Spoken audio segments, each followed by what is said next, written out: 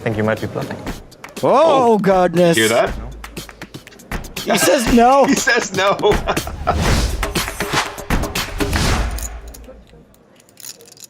So Toon folds his ace high.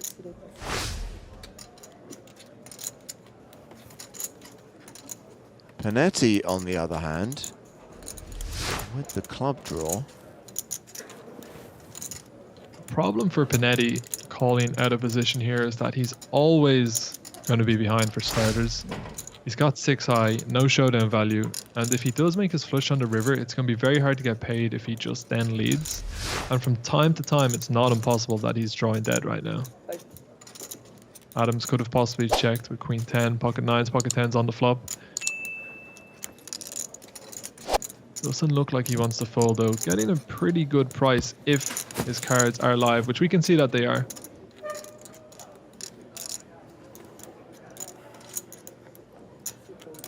There's the call from Panetti. And a fold from Mikel. Heads up to the river. And it's a break.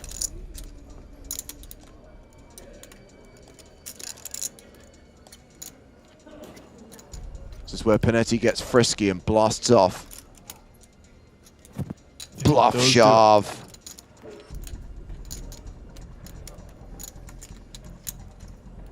It wasn't this event last year that we saw the greatest bluff of all time with the 7-2 off. This would be right up there. It won't work though, I don't think.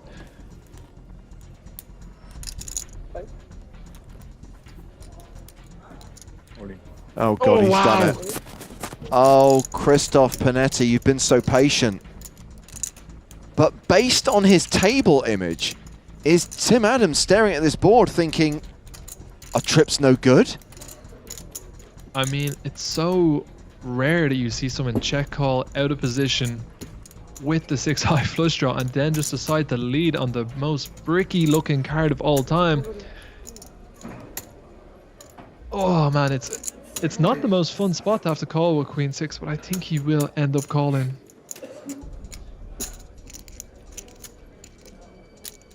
Tim Adams is as confused as we are. 191. 191. Panetti looks pretty calm.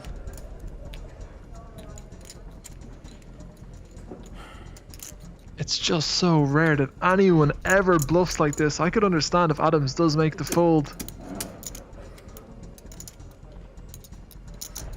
Panetti is never shoving a worse hand for value. So he's just got to try and work out if he can have any bluffs right now. And usually I would say probably not. Even it's just such a weird line to take though. Arguably the tightest guy at the table.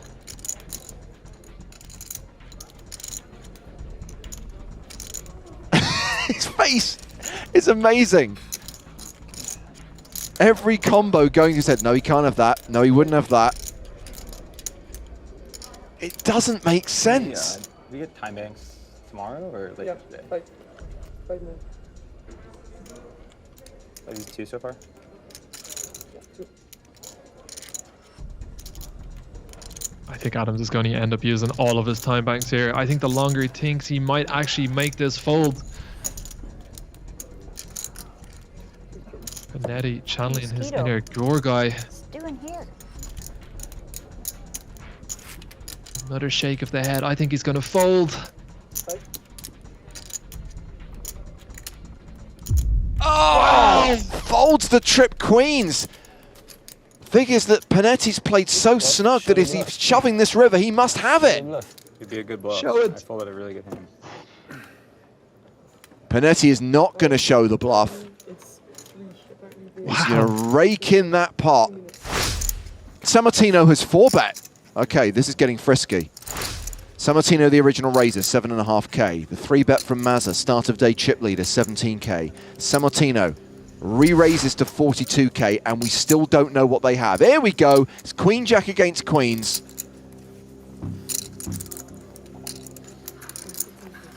And that is an adventurous 4-bet from the queen jack offsuit.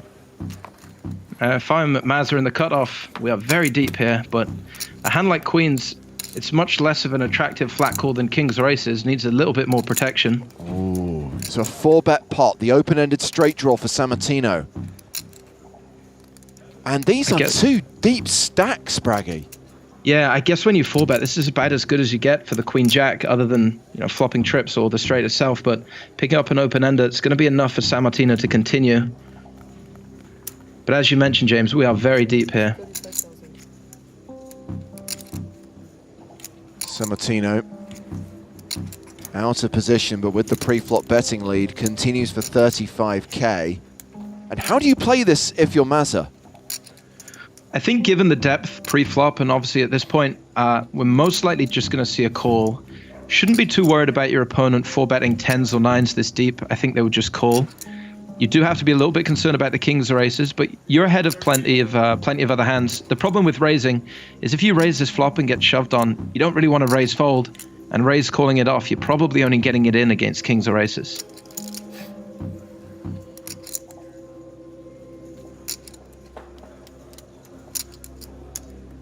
As unfortunate as it is, I think this is one where, especially with the queen of clubs, it's a little bit more attractive, right? Because you can continue on a club turn as well.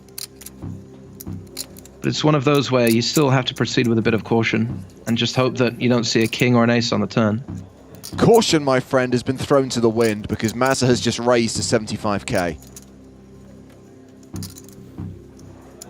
And as we can see, this is actually going to put Sammartino's hand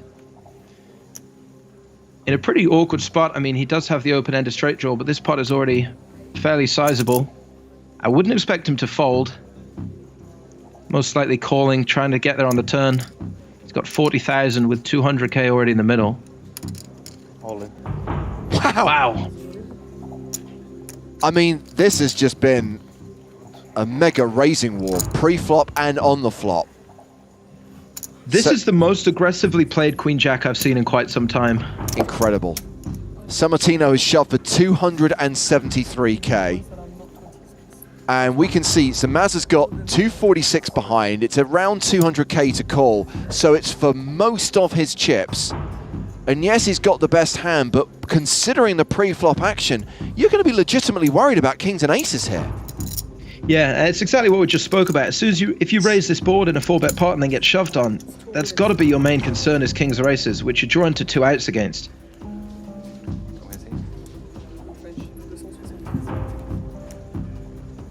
That said, folding queens here is just going to make you throw up in the mouth a little bit.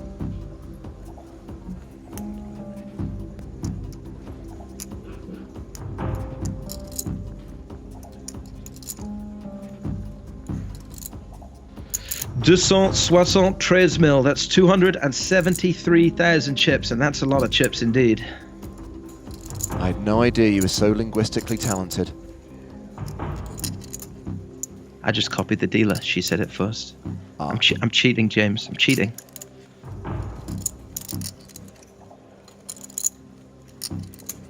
Four-bet pre, and now Sammartino semi-bluff shoving the flop. Shot clock not in play till tomorrow. How long is Mazza going to take over this decision?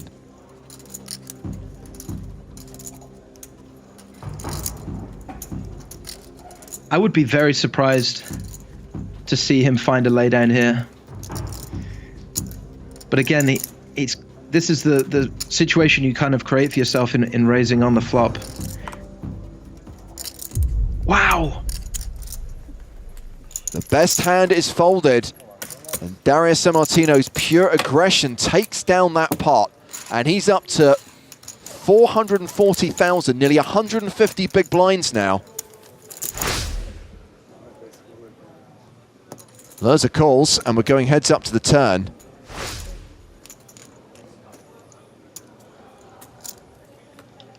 Which is the 8 of clubs.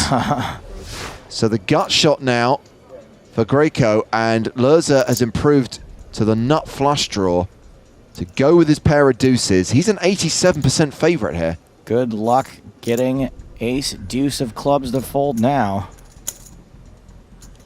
Loeser checks a second time.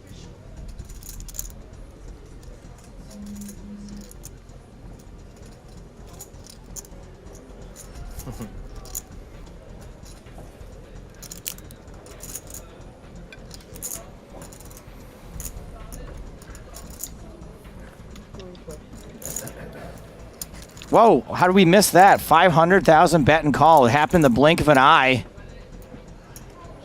Jack on the river. Ooh, tough spot for 9-10 here. After putting in 2 barrels, you got to feel pretty bad about putting in a third one here. And this pot is huge, 2.2 million. So Manig has checked for the 3rd street, and here it comes. He's going to empty the clip. Raised big pre. Continued the flop, fired the turn. Now remember, those black chips are worth 100k each. The greens are the 25ks. I just have a feeling this story is not super convincing. I mean, this is a bet of 1.2 million, more than half pot. It's a huge bet, but that pre-flop raise. I think you might be bluffing. Oh, goodness. Hear that? No? He says no. He says no. Why bluff? Well, because maybe otherwise you can't win the hand. As in, if you check your ace king, you probably can't win, right? I mean, I wonder if his... I think you might have ace king. No. I wonder if his speech here might betray him. He said no so quickly. Yeah. No, you're bluffing. Manig That Loeser is a really strong player who makes some really strong reads. I think Joe's impression just then was pretty much spot on what I heard.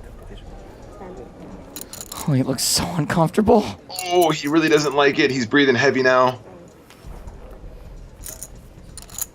Oh, I think he... I mean, what a big call. He hasn't made the call yet. I almost feel like you can sort of get a read off somebody from throwing in the time bank card, too. Yeah. I think those are time bank cards. Well invested, though.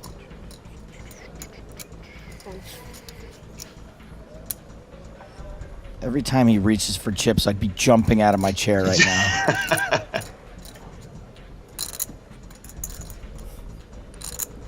He's going to get 5 more time bank cards tomorrow.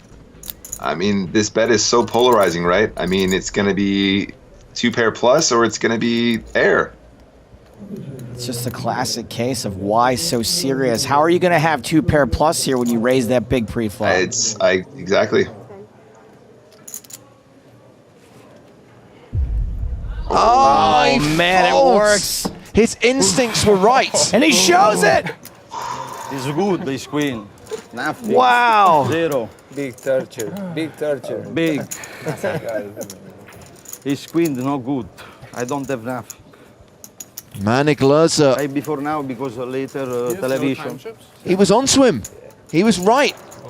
Didn't go with his gut, didn't go with his read, and Nicola Grieco increases his chip lead up to 7.16 million, nearly 120 big blinds. The quintuple barrel bluff gets through. I think Huang may have checked out of turn there. I think that's definitely usually the sign to go ahead and bet flop here when you've got 7 high.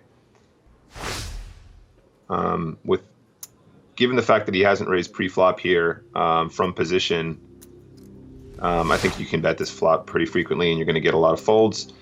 I'm wondering if Huang decides that he wants to defend the king 5 because he feels like he's being exploited as a result of his check out of turn.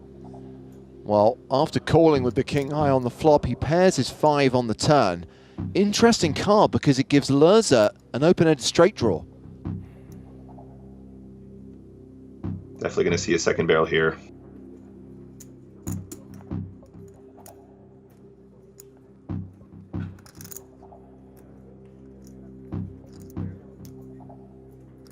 $850,000 into 1.25 million.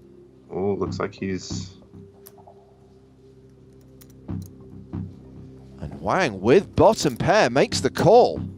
Very confident call. His hand going to the river. Loeser looking for a 3 or an 8. It's a 3. That's his straight.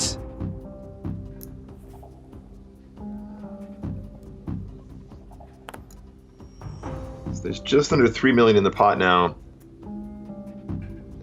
I think you want to bet a size where you're going to get calls from jacks and sixes. The ace is probably a card that you're not going to see in Huang's check back range here too often.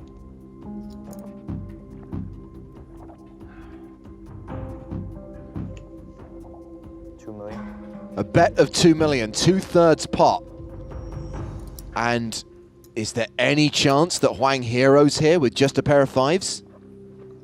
I mean, he looked pretty confident with his call on the turn. And if his read is that king high was winning on the flop and then the 5 was winning on the turn, the 3 of clubs doesn't change a whole lot. Unless, of course, your opponent has 7-4 off. Oh my word, he's turned his hand into a bluff. Wow. He moves all in, and Loeser's in a world of hurt. Yes, he's got the straight, but he's looking at a board that has 3 clubs on it. Oh my gosh, this is... I mean, he's holding the king of clubs, so he's using the king of clubs as a blocker. This makes a lot of sense too, because he could have Jack X with the flush draw, where he would flat the flop and then flat the turn. You know, Jack 4 of clubs or Jack 10 of clubs or whatever.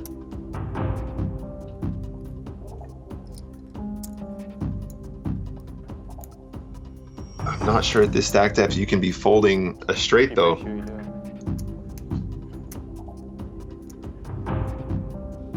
Well, Loeser has played a time bank card, wants to think about this one very carefully.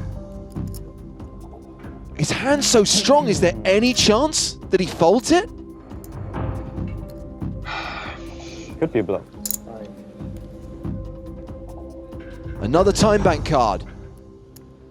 It's just a situation where Jack X with 2 clubs, with the Jack of clubs, makes a lot of sense. I just don't know how you can fold it after that action. Tell you what, Nick, the longer he thinks about this, the more he's likely to fold. I think you're right. He's asked Huang, is it a flush? It could be a bluff, trying to get some kind of read, trying to get some kind of information, and now he's asked for the count. And the clock has been paused. And we know Loeser is sitting there with the straight, and if he makes this call, he will eliminate Wei Huang in 3rd place. I mean, the other consideration is there was that... He's folded it! He's made the fold. He lays down the straight. And that will see Wei Huang move up to 11.5 million. He now has the slight chip advantage over Loeser. Wow, what a play. What a play.